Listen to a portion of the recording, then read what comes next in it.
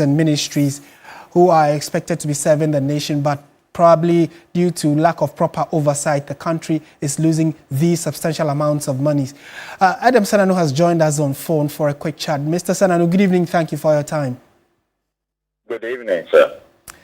What do you make of the fact that the President of the Republic thinks that it has become one too many, that we are losing these monies, but little to no action is taken? We only hear cautions being given to those who supervise some of these losses, and then they go scot-free. The President is calling for a meeting between himself, the Auditor General, the Attorney General, the Chief Justice, so they can find some finality to this.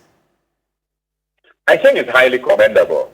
Indeed, I mean, many of us have felt that this charade of having a public account committee set highlight figures, and then a year after come back, highlight some more figures higher even than the previous year, with no seeming traction on retrieving the monies or persons who have been culpable having been sanctioned and publicly, put to shame. It doesn't augur well for governors, because all it does is to feed into the impunity. So to have the president want to take lead on this matter, for me, it's highly commendable. And we are hoping that some of the things we've seen in other African jurisdictions, like in Kenya, where they have specialized courts, 12 of them focusing on corruption and dealing with these matters daily towards a conclusion within 6 months. I think that those are the kind of things that would dramatically change the landscape of anti-corruption and send a strong message to those who have continuously engaged themselves in defrauding the state, from recognizing that business cannot continue the same way. And finally, which would you prefer, that we recover these monies from the individuals or they be jailed for it? Which would be better for us as a country? This is not an either or. What is best is that you need all of these. You need, first of all, persons to be found guilty, and being guilty means that you will not be able to access or be privileged to participate in certain kinds of offices and roles. We also need to make sure that persons are jailed. The jail time is good as a sanction. We need to have a situation where monies are retrieved as close to 100% as possible. We need to even have fines so that you pay a certain interest on the money paid. It will be punitive enough that nobody wants to go near this. So we need to combine all these possible opportunities and avenues to ensure that we send a strong message and not just an either-or situation. Mr. Sananu, thank you so much for your time on this issue. And like the President indicated, the meeting has been postponed to the 20th of October. So we'll definitely keep you posted on how it goes when that meeting does happen. Let's now take you to the Ashanti region, where a concerted push is underway to overcome resistance to the new HPV vaccine. After some parents initially refused the life-saving shot for their children, health officials and school heads are now intensifying engagement efforts. The nationwide rollout targets children aged 9 to 14 to protect them from cervical cancer and other HPV-related diseases. Ibrahim Abubakar has this report from Kumasi on the campaign's progress. It's day 2 of the HPV vaccination campaign in Kumasi, and the initial resistance from some parents appears to be softening. At several schools, the turnout was significant, a promising sign for public health officials. The high turnout at the State Experimental Basic School in Dakojom follows what school authorities describe as a crucial period of dialogue and reassurance with parents. We explained the purpose of the vaccination to the parents. Even during the meeting, 4 parents could attest to the fact that they are actually experiencing cervical cancer, and they advise their colleagues that it's very important that they allow their children to take. Even I've received some calls from parents who are asking me to allow the girls to take it. The story is similar at other schools, including Asafo AME Zion and St. Louis Demonstration Basic School.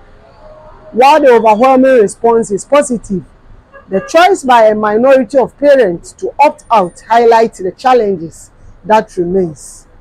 There are some we called and were able to explain what it's all about, and they have agreed. There are few we are still engaging. Some school heads didn't get the information to the parents early enough.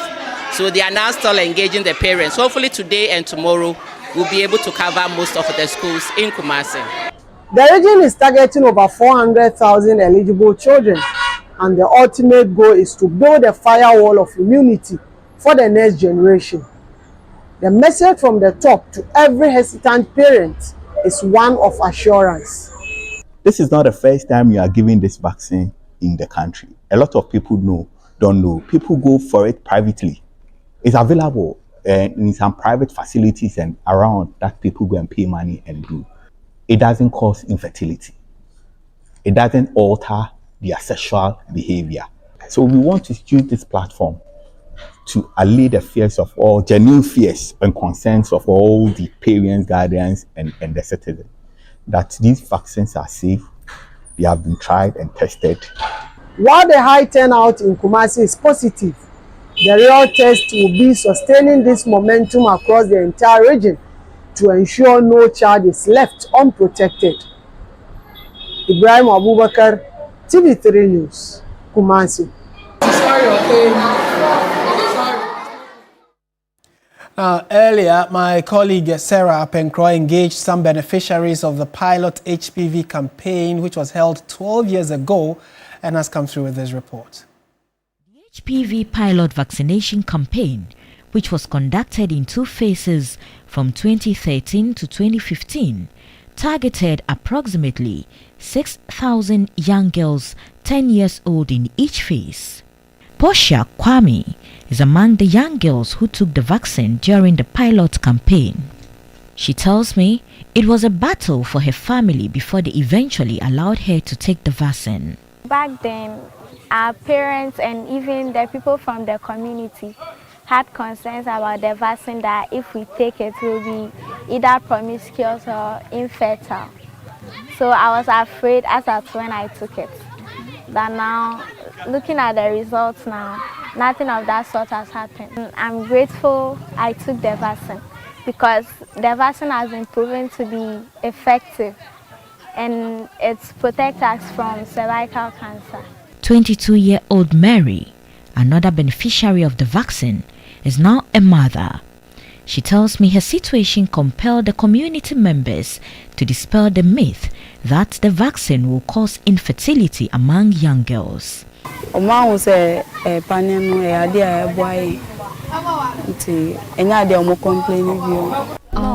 were not agreeing to do it.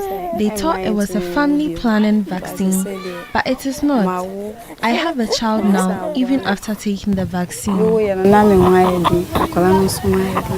For residents of Ayenya, they had lost count of the time, a moment of confusion in their lives that will remain imprinted forever. Auntie Rosina is a parent who allowed her child to take the vaccine in the midst of the confusion. I have 6 children and I forced one to take the vaccine. She has 3 kids now. The parents should allow their children to take the vaccine.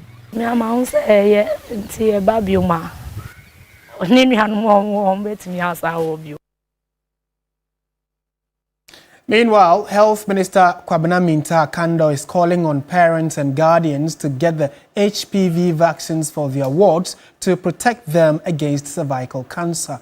His comments follow reports of some parents refusing to sign the consent forms, which enables the beneficiary children to get the jabs.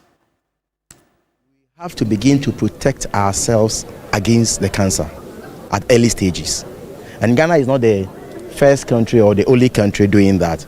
In the developed countries, even in Africa, Botswana, Rwanda, South Africa, they are all doing it.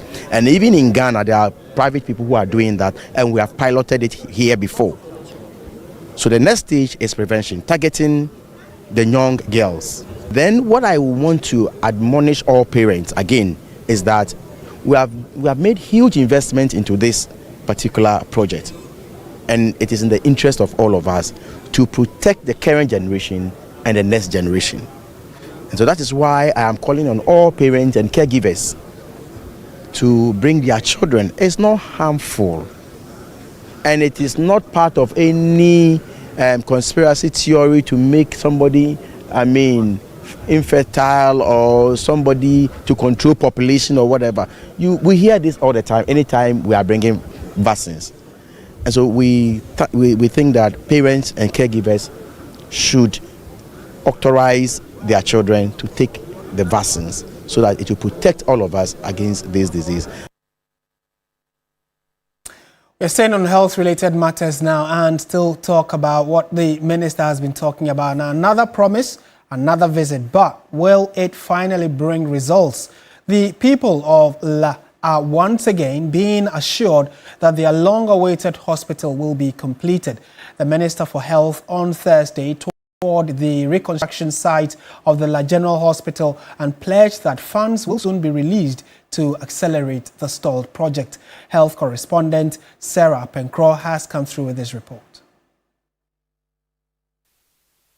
The La General Hospital redevelopment project would probably pass as one of the controversial projects that leaves much to be desired anytime it is mentioned. This is because accessing healthcare by residents of La and its environs has been a tussle for years despite numerous promises after the demolition of the old structure in 2020. After months of change in government, their hopes of seeing the project completed was nearly dashed as they longed to see commitment by the current government. The health minister, accompanied by the member of parliament for Ladadikotopon and the municipal chief executive, visited the project site on Thursday for a familiarization tour. So we sincerely hope that the employer end can resolve the payment issues as soon as possible so that the construction can resume. After a short briefing by the contractors, the minister and officials were taken around the project site to observe the progress made so far. The second IPC has been raised and the Minister of Finance is committed into ensuring that funds are released for this project to progress. I am happy that today I've come to see the workers on site and they are willing to make progress until any payment is made. I think if everything goes on well, we should be done in the next 2 years. Following the assurance by the minister, the contractor noted that they will be resuming work fully in the next few weeks. They are actually on site. You've seen some of them. But obviously, full work will resume as soon as they get payment because they need the resources to buy materials, pay workers and so on. So that would depend on how soon they are paid. Member of Parliament for the area, Rita Na Odole Sowa, reassured her constituents government will see to the completion of the project. We are here with the Minister of Health to give them assurance double sure because we followed up with the Ministry of Finance and a lot of work is going in for payment to be made shortly to enable them continue the project. The residents can only be grateful for the government's efforts to ensure the completion of the project so they can easily access healthcare without struggle.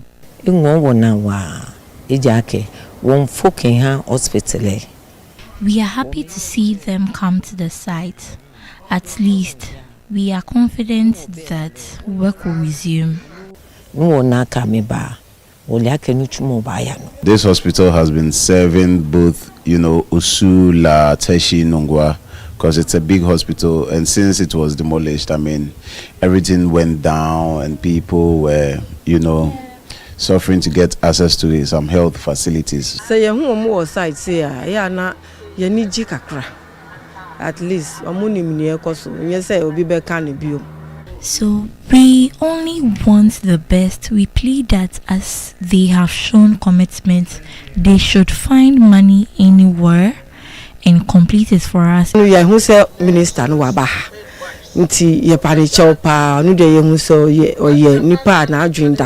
Out of the 50 million euros needed for the project's completion, only about 12 million euros has been paid.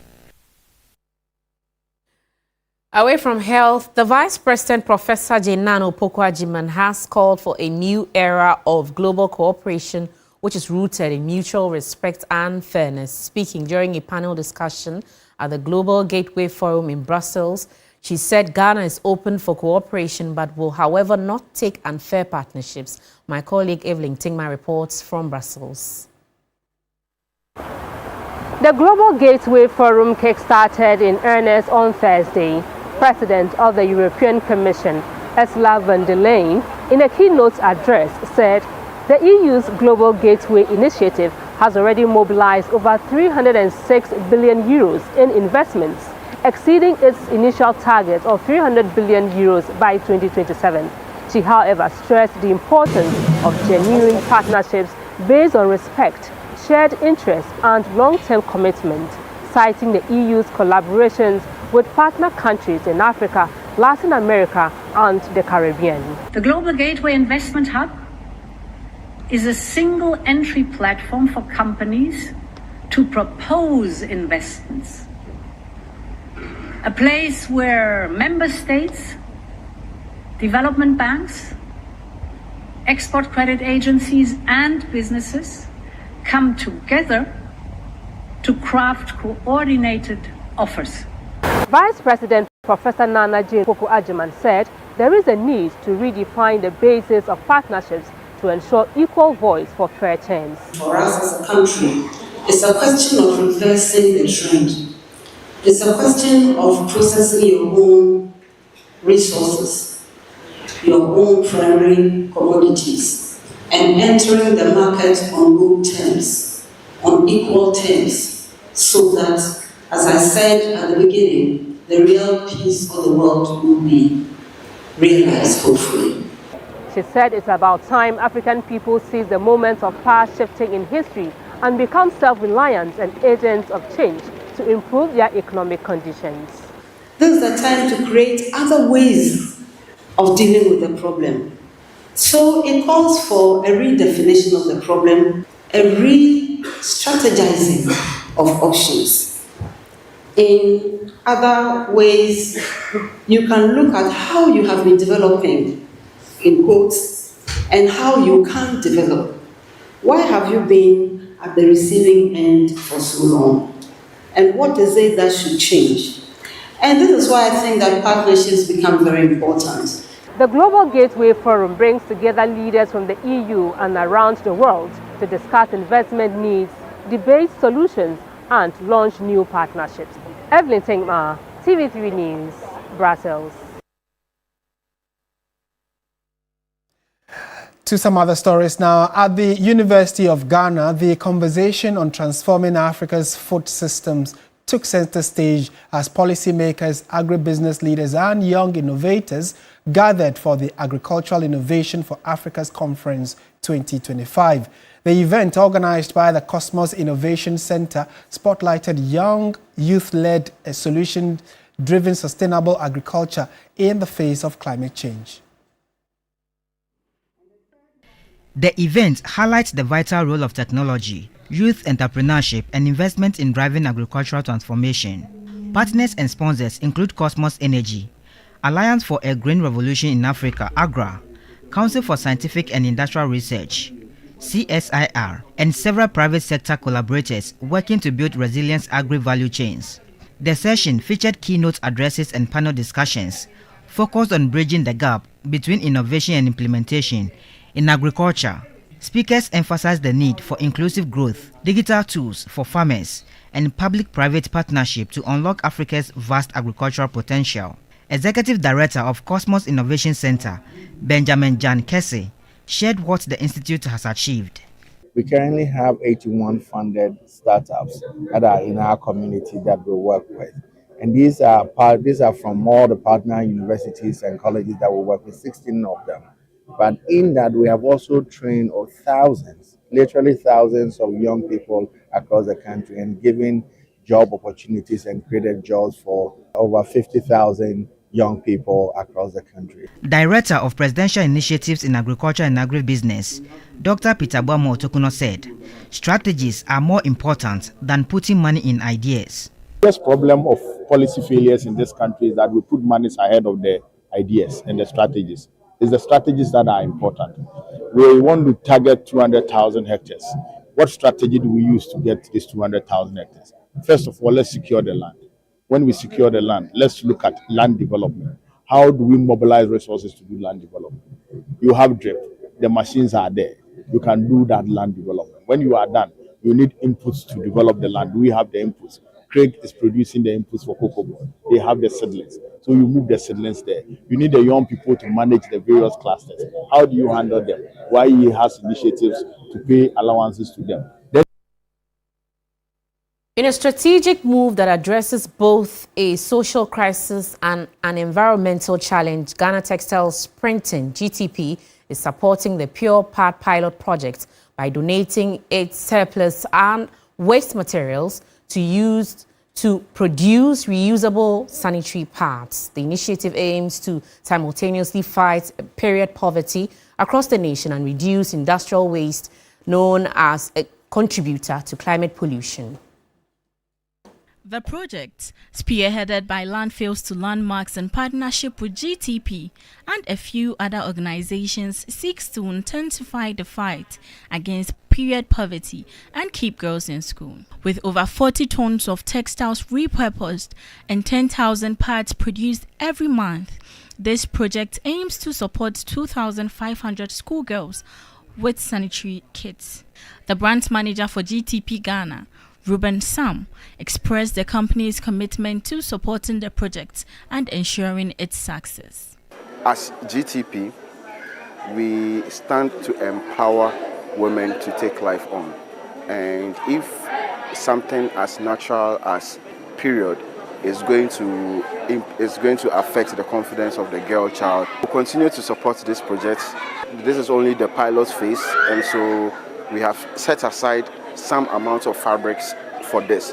When it kicks off and we get the feedback and we know how to fine-tune the whole project, we are committed to supporting this project and giving them the fabric that they need to make this a sustainable project. Co-founder of Landfills to Landmarks, Samuel Oforijampo, touched on future plans for the project. The unique thing about this project is that it is self-sustaining.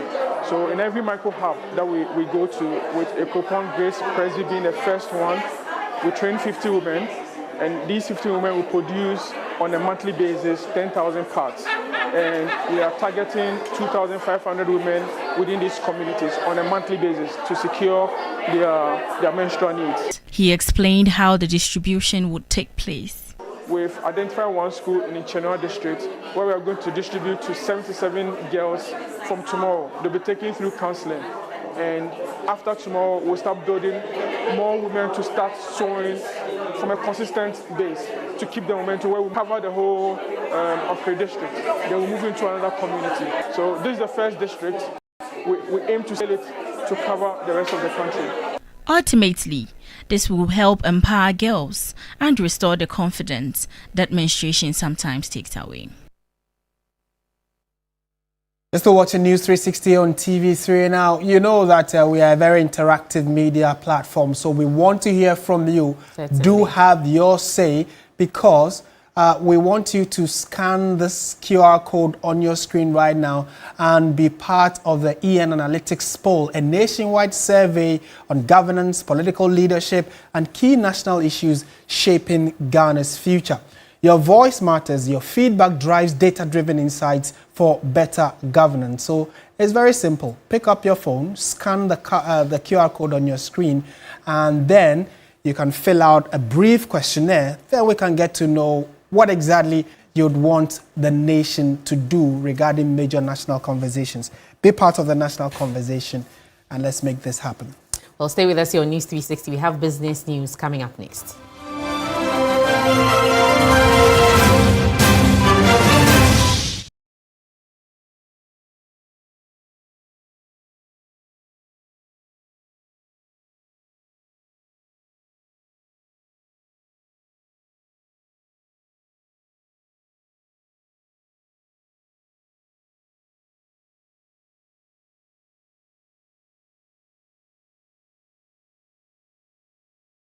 Activated charcoal and lemon essence. It removes stains and whitens teeth naturally.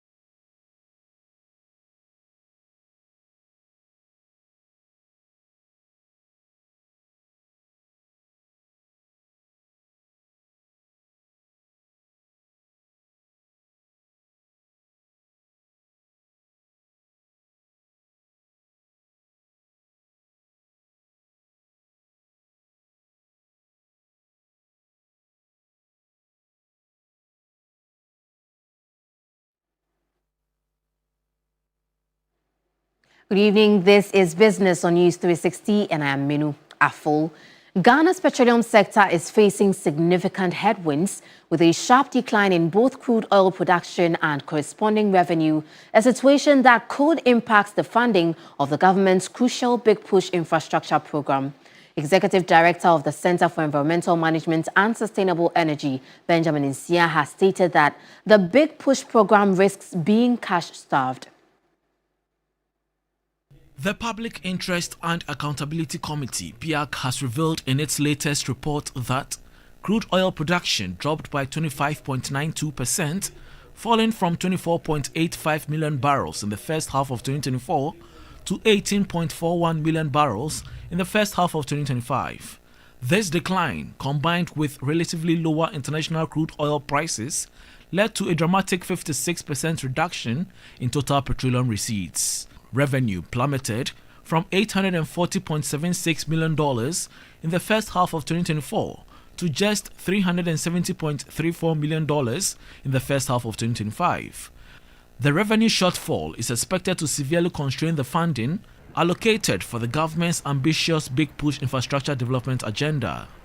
Executive Director of the Center for Environmental Management and Sustainable Energy, CEMSI, Benjamin Nsia, fears the Big Push programs risk being cash-starved. We've already realized about $148 million into the ABFA. So we are expecting that maybe the ABFA is likely going to realize about a little over $300 million for the year of 2025. And it means that we shall need in excess of 1.6 billion, which I think that mineral royalties may not be able to give us the $1.6 billion needed for this project. Alarmingly, PIAC reported in its 2025 semi-annual report that there was no spending on the Big Push agenda in the first half of 2025. No expenditure was incurred under government's Big Push program towards infrastructure development from petroleum revenue, even though an ABFA of $146.3 million was allocated. PIAC's findings raise serious concerns about the sustainability of critical infrastructure projects and call for urgent measures to address the dual challenges of declining production and revenue management. I really look at the numbers of projects on the Big Push and realign the new reality when it comes to revenue to these projects. I think we need to cut the numbers of these projects. In cutting the numbers, we are able to complete these projects on time. And when we are able to complete, it creates a lot of waste. Away from that, Nestle Ghana Limited has honored its partners and distributors across the country for their dedication and contributions to the business's growth. The honors were given during the company's 2025 Distributor Conference and Awards Night held in Ho, the Volta region. The ceremony, held at the Volta Serene Hotel in Ho, the Volta region, received a high-level attendance from business partners, company executives, and distributors from across the country. Speaking on the sidelines of the event, Managing Director of Nestle Ghana Limited, Mrs. Salome Azevedo, lauded the roles of distributors towards the business's growth. Nestle Ghana has the privilege and the honor to have household brands that have been a part of Ghanaians for decades and more. And we appreciate that. We don't take that for granted. Today, we can say a big thank you to all our consumers that choose us every single day, and to our distributors that are with us in this journey. This year, it's a little bit extra special because we decided to do a big celebration, and just like any other big family, we decided together. So that's why we are here tonight. She reaffirmed the company's commitment to invest in areas that drive sustainable development, emphasizing the goal to move beyond profits. We will continue to invest in the same areas. We will continue to support strongly our brands in Ghana. The Nestle Group is actually extremely committed to continue to develop the business in Ghana. Besides that, I think the same investment across all the different areas. Our people, their people, which also are somehow our people, we have commitments towards sustainability, our communities, our planet. We work with farmers. We continue to support their families as well. And that's the journey that we will continue to develop in Ghana. A good number of distributors went home with handsome rewards, including distribution vans, as the company moves to double brand visibility innovation, and its overall growth across the country. Let's now take a look at what's happening on the forex and commodities markets.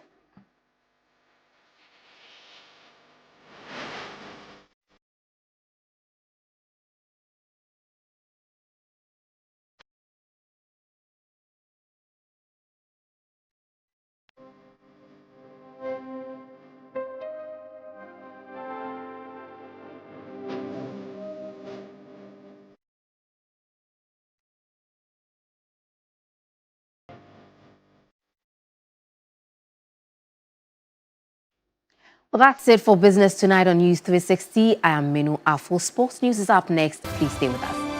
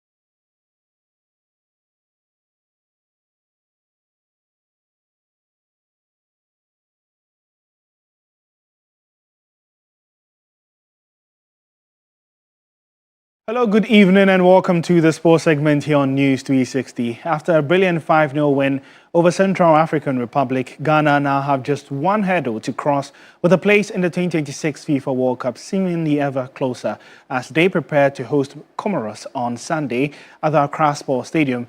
Now, as 3 Sports build up to the final push, my colleague Billy Shen recounts Ghana's 5-star performance on Wednesday in this report.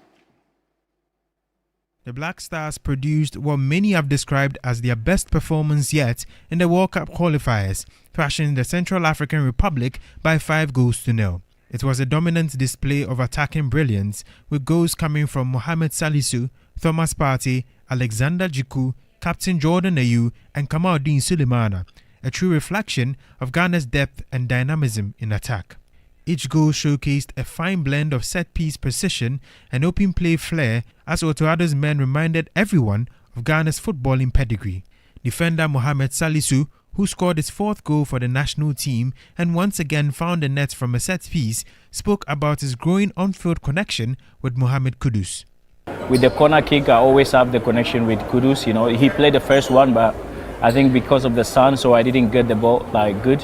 And I know when the second one comes, I'm gonna get it. So I told him to play the ball in the second post, and then I managed to get there at the right time, and then, I put it in. Among the scorers was skipper Jordan Ayew, who continued his incredible run of form. A 34-year-old has now been directly involved in 14 goals, scoring 7 and assisting 7, the most by any African player in the 2026 World Cup qualifiers. After the game, Jordan said he felt a greater sense of responsibility as one of the senior figures in the team. I'm at a stage where I needed to step up and to take more responsibilities, and I was aware of that, but obviously it all comes with hard work and determination, and obviously the encouragement from my family, my parents. Back home in Accra, fans were all smiles as they watched the goals pour in, their confidence in the Black Stars' qualification chances growing stronger with every strike. If they continue with the energy they had today, I believe they will qualify. One of the best performances I've seen since this coach came. This is the best performance I've seen. Oh, nothing can happen. This one, the full assurance and trust. We have qualified. But by all means, we score Comoros here. Oh, we already have the point already, but still we will win against the Comoros. Comoros, they have never played a game before, but just that our players, we have the best players. With Ghana sitting comfortably atop Group I on 22 points, the team now needs just a single point against Comoros to book their ticket to the 2026 FIFA World Cup. In a decisive move aimed at improving the matchday experience for fans, the National Sports Authority has announced that no tickets will be sold after 3 p.m. on the day of the upcoming scheduled match for 7 p.m. on Sunday against Comoros. Now, speaking on the new directive, NSA boss Yao Ampofo-Ankra emphasized the measure is a direct response to crowd management issues faced during the September internationals where Ghana played Mali at home. Noting that on match day, tickets will not be sold after 3 p.m. The match is at 7 p.m. And the reason for this is that we don't want the challenges we had the last time where fans were crowding around the stadium looking to purchase tickets. It must be very clear. As usual, you can get more build-up and reactions ahead of that big one on Sunday between Ghana and Comoros right here with the 3 Sports team on social media, 3 Sports GH, and on 3 News/sports. My name is Oreku Ampofo, and up next on the bulletin is entertainment.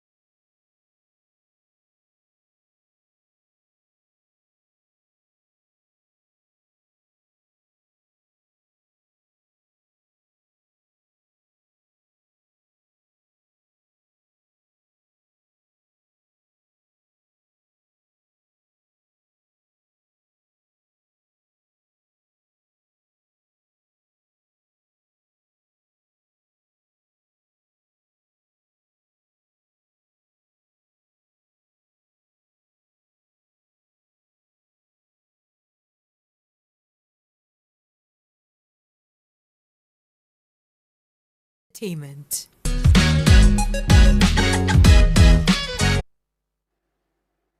Well, good evening and welcome to the entertainment news segment here on News360. My name is Noella Donko. Now, gospel minister Irabana is urging fellow musicians to use their artistry and influence to support the poor and marginalized in society.